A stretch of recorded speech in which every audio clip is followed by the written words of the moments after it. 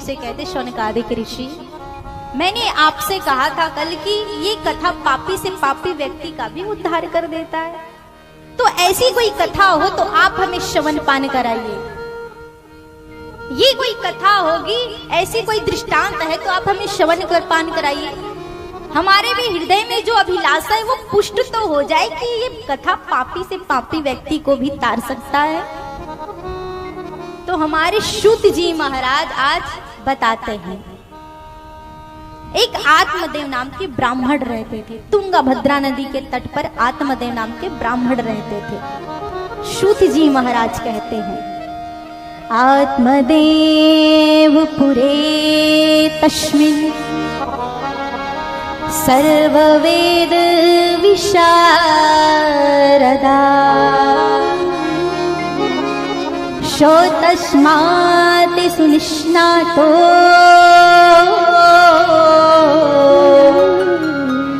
द्वितीय भास्करः। एक तुंगभद्रा नदी के तट पर एक आत्मदेव नाम के ब्राह्मण रहते थे महाराज। उसके जीवन में ऐसी कोई वस्तु ना जो उसे प्राप्त ना हो। उसके पास धन था, वैभव था, यश था महाराज, कीर्ति थी, बड़े बड़े विद्वानों में उसे भास्कर कहा जाता था। इतने विद्वान ब्राह्मण को महाराज खेद है, हृदय में इस बात का कष्ट है कि मेरे कोई संतान नहीं है। क्यों महाराज? संतान से क्या वो वस्तु हमें प्राप्त हो जाती क्या जो हमें वस्तु चाहिए होता है? अच्छे संतान मिल जाए महाराज तो माता पिता का उद्धार हो जाता है। माता पिता को स्वर्ग में जाने से कोई नहीं रोक सकता, लेकिन वहीं यदि दुष्ट पुत्र मिल जाए महाराज तो माता पिता को नरक में जाने से कोई नहीं रोक सकता। जरूरी तो नहीं कि हमें अच्छे संतान की प्राप्ति हो, जो हमें नहीं मिल रहा है वो हमारे परमात्मा जानते हैं कि उस वस्तु की प्राप्ति हमें होगी तो हमें कष्ट होगा, उसमें सुखी हम सुख रह सकते हैं या नहीं, हमारे परमात्मा को पता है। अच्छा बुरा करने का फैसला हमारे परमात्मा के हाथ में है। हमें तो केवल छोटा सा प्रभु से निवेदन करना चाहिए, प्रभु आपके हाथ में वस्तु हमने सौंप दिया है, हमारे लिए जो अच्छा होगा वो आप करना, हमें जो अच्छा लगे वो ना, जो हमारे लिए अच्छा हो वो आप हमारे लिए करना प्रभु। लेकिन महाराज विद्वान ब्राह्मण आत्मदेव नाम का पंडित घर में जब बाल बच्चे देखते पड़ोसन के घर किलकारियां गूंजती, तो आज आत्मदेव महाराज बड़े कष्ट हुए, बड़े खेद हुए, उदास हुए, विचार करने लगा, अरे सबके घर में मैं बालक देखता हूँ, सबके घर में इतने छोटे छोटे बच्चों से कितना आनंद आता होगा जब वो अपने बच्चे को गोद में लेके घूमते होंगे।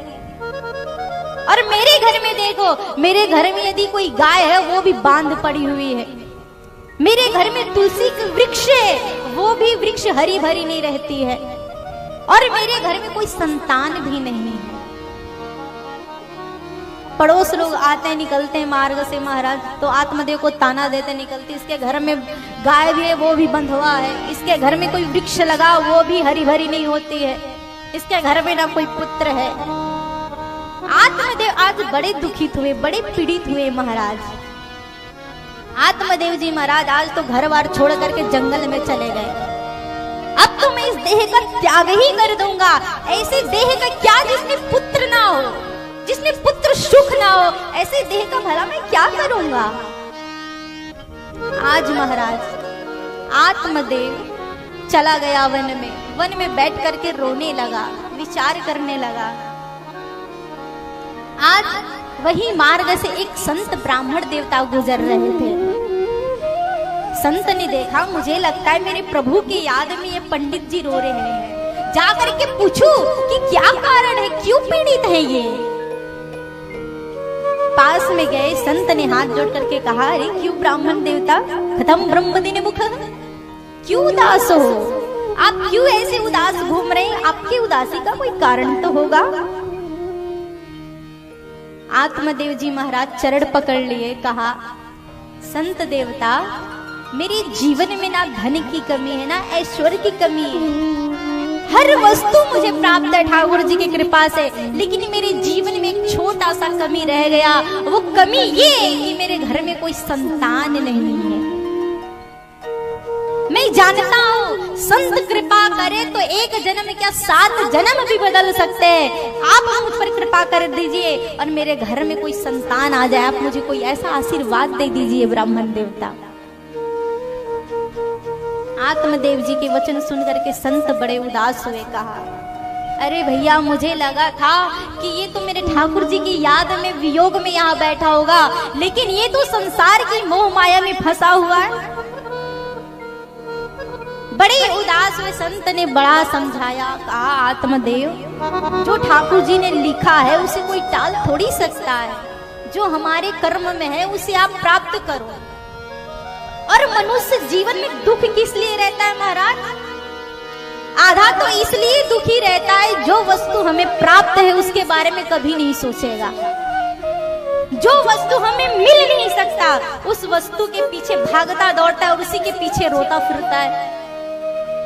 मनुष्य आध्यात्मिक जीवन में तो इसीलिए कष्ट में, इसीलिए दुख में है। जो मिला है उस वस्तु के लिए प्रभु को धन्यवाद दो। प्रभु आपने दिया इतना बहुत है प्रभु।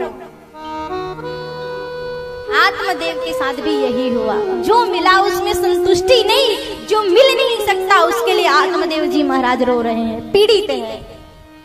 संत अनेक प्रकार से समझाया। कहा, आत्मदेव मेरी बात मानो, भगवान को ही अपना पुत्र समझ करके उसी की आराधना करो, उसी में ही जीवन का कल्याण है। और तुम देखो, राजा सगर के 60,000 पुत्र थे, उसने कौन सा सुख दिया अपने पिता को? रावण ने अपने पिता को कौन सा सुख दिया? कंस ने अपने पिता को कौन सा सुख दिया?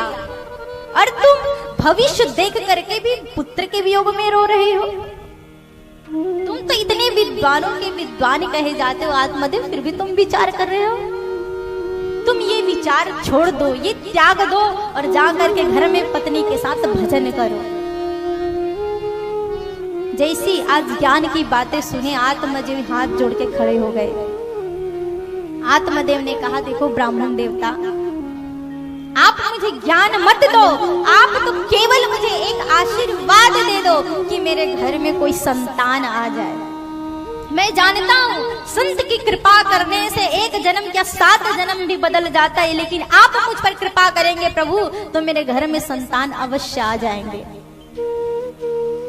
आज संत ने समझाया। कहा, देखो आत्मदेव, मैं तुम्हारे एक जन्म क्या, मैं तुम्हारे 7 जन्म पढ़ लिया हूँ। तुम्हारे घर में 7 जन्म तक कोई पुत्र होने वाला नहीं है।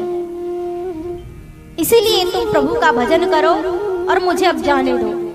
जैसे संत ब्राह्मण देवता जाने लगे तो आत्मदेव जी महाराज संत के चरणों में आज जोर से जमीन पर सिर दे मारा। संत ने कहा, अरे आत्मदेव तुम क्या कर रहे हो? आत्मदेव ने कहा, संत ब्राह्मण देवता, अभी तो मैंने एक ही बार सिर मारा है। आप यदि मुझे आशीर्वाद नहीं दिए तो दूसरी बार इतनी जोर से जमीन पर मैं सिर मारूंगा कि आपके चरणों में देह का त्याग कर दूंगा। संत ब्राह्मण देवता समझ गए कि ये ऐसे मानने वाला नहीं है। तुरंत अपने पोटली से आज एक फल निकाला, फल निकाल करके आत्मदेव को दिया।